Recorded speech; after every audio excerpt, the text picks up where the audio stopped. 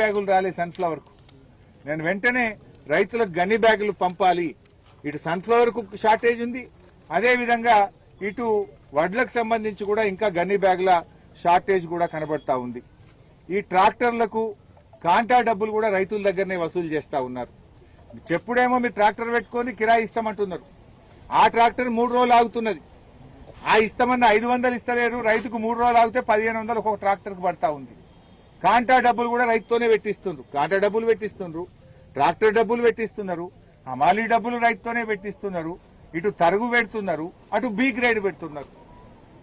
అంటే ఈ ప్రభుత్వం పూర్తిగా రైతు వ్యతిరేక ప్రభుత్వంగా మారిపోయింది. మళ్ళా వానకాలం వస్తున్నది, ఇప్పటికీ జనుము జీలుగు విత్తనాలు రాలే, ఇప్పటికీ ఎరువులు స్టాక్ పెట్టుకుంటలేరు. మళ్ళా వానకాలం ఎరువులకు ఇబ్బంది పెట్టేట్టే కనబడుతున్నది. ఇప్పటి మీరు ముందస్తు ఉండాలి, ప్రభుత్వం పట్టించుకుంటలేదు. ముందే తెచ్చి మండలాల్లో స్టాక్ పెట్టాలి. అటు జనుము విత్తనాలు లేవు, జీలుగు విత్తనాలు లేవు, ఎరువులు కూడా స్టాక్ పెట్టలేరు. అంటే మీరు మీ ప్రాధాన్యతలు వేరే ఉన్నాయి. మీకు రైతు ప్రాధాన్యతగా ఈ ప్రభుత్వానికి లేదు అనేటువంటి విషయం ఈరోజు అర్థమైతా ఉంది.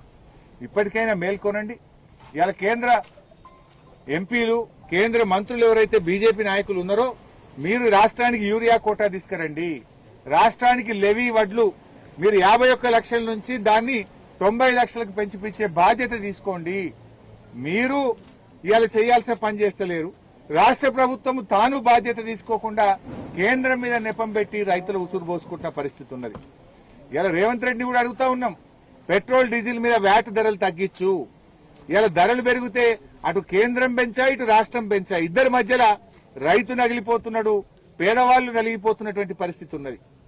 ఇవాళ కేంద్రం 3 సార్లు పెట్రోల్ డీజిల్ ధరలు పెంచితే దాని మీద రాష్ట్ర ప్రభుత్వం కూడా పెంచింది. రాష్ట్ర ప్రభుత్వం పేదల మీద ఈ నెలలో పెట్రోల్ డీజిల్ మీద వేసిన భారం 2000 కోట్ల రూపాయలు. ఇటు రాష్ట్రం 2000 కోట్లు పెంచింది, అటు కేంద్రం 3000 కోట్లు పెంచింది. ఇద్దరు కలిసి 5000 కోట్ల భారం పెట్రోల్ డీజిల్ మీద, రైతుల మీద, మధ్యతరగతి ప్రజల మీద వేసినారు. నేను రేవంత్ రెడ్డిని అడుగుతున్నా, మీరు ధర్నాలు చేస్తున్న రోడ్లెక్కి బానే ఉంది, నువ్వు పెంచింది తగ్గియచ్చు కదా. రాష్ట్ర ప్రభుత్వం ఏదైతే 27% వ్యాట్ పెట్టిందో ఆ 27% వ్యాట్ ను తగ్గించండి, ఓ 10% వ్యాట్ తగ్గించండి. ఇలా రైతులకు భారం పెరుగుతుంది. రేపు ట్రాక్టర్ దున్నాలంటే నిన్నటిదాకా ఒక కిరాయి ఉంటుంది, రేపు 200 కిరాయి పెరుగుతుంది. వరి కోత మిషన్ కు కిరాయి పెరుగుతున్నది. మరి రైతుకు ఇటు యూరియా ధర పెంచిండ్రు, డిఏపి ధర పెంచిండ్రు, పెట్రోల్ డీజిల్ ధర పెంచిండ్రు, కానీ మద్దతు ధర మాత్రం పెంచుతలేరు.